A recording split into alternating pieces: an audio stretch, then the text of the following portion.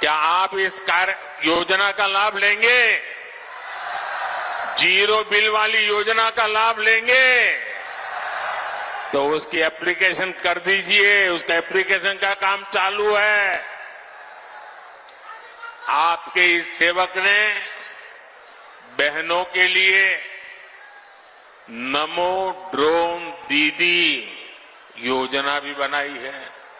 इसके तहत महिला स्वयं सहायता समूह को लाखों रुपयों का ड्रोन दिया जा रहा है। और हमारे लिए गर्व की बात है, गांव-गांव हमारी बहनें ड्रोन पायलट बन रही है। इसका भी बड़ा लाभ यहां देवभूमि मेरे उत्तराखंड की बहनों बेटियों को भी होगा। साथियों, आपको लगता होगा इतना सारा काम मोदी कर रहा है, घर घर कुछ न कुछ पहुंच रहा है, तो ये मोदी थकता क्यों नहीं है? ये मोदी रुकता क्यों नहीं है? अरे कोई और होता तो मौज करता।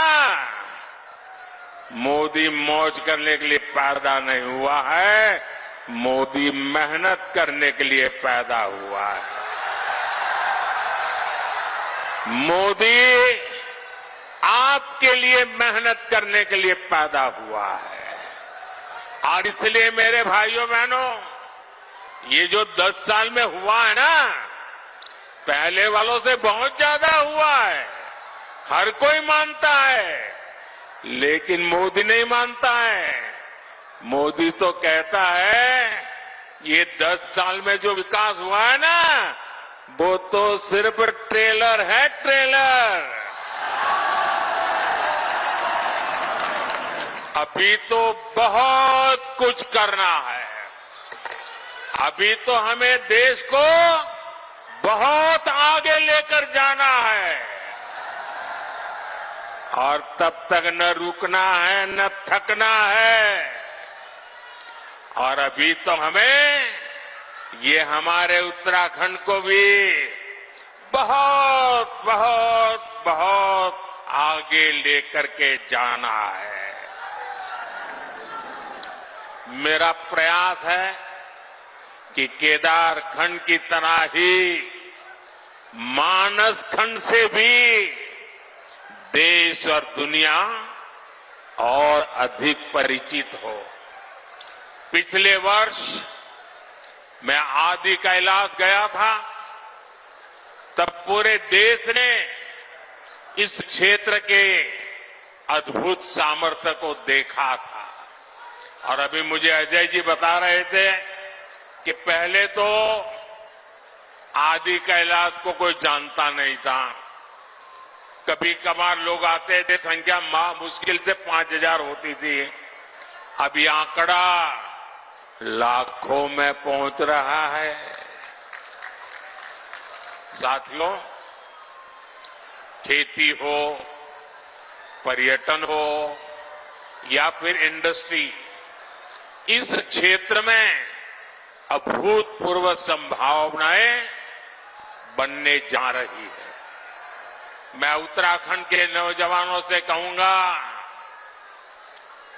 मेरे हर भाई बहन से मैं कहना चाहूंगा, आपका सपना ही मोदी का संकल्प है। बीते वर्षों में यहां से पलायन रुका है। वो दिन दूर नहीं जब रोजगार के लिए शहर गए साथी वापस लौटेंगे। भाई और बहनों, मोदी के इन प्रयासों के बीच कांग्रेस और इंडी गठबंधन ने अपने इरादे दिखा दिए हैं। कांग्रेस के शाही परिवार के शहजादे ने ऐलान किया है कि अगर देश ने तीसरी बार बीजेपी सरकार को चुनी, आग लग जाएगी। 60 साल तक देश पर राज करने वाले 10 साल सत्ता से बाहर क्या रह गए? अब देश में आग लगाने की बात कर रहे हैं। क्या ये आग लगाने की बात आपको मंजूर है? क्या इस देश को आग लगाने देंगे? क्या आग लगाने की ये भाषा उचित है? क्या ये आग लगाने वाली भाषा लोकतंत्र की भाषा है? ऐसे लोगों को सजा करोगे? पक्की सजा करोगे? चुन चुन करके साफ कर दो। इस बार इनको मैदान में मत रहने दो भाइयों।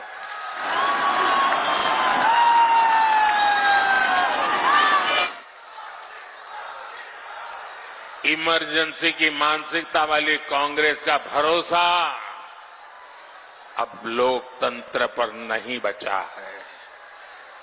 इसलिए वो अब जनादेश के विरुद्ध लोगों को भड़काने में जुट गई है। साथियों, कांग्रेस भारत को अस्थिरता की तरफ ले जाना चाहती है, अराजकता में झोंकना चाहती है।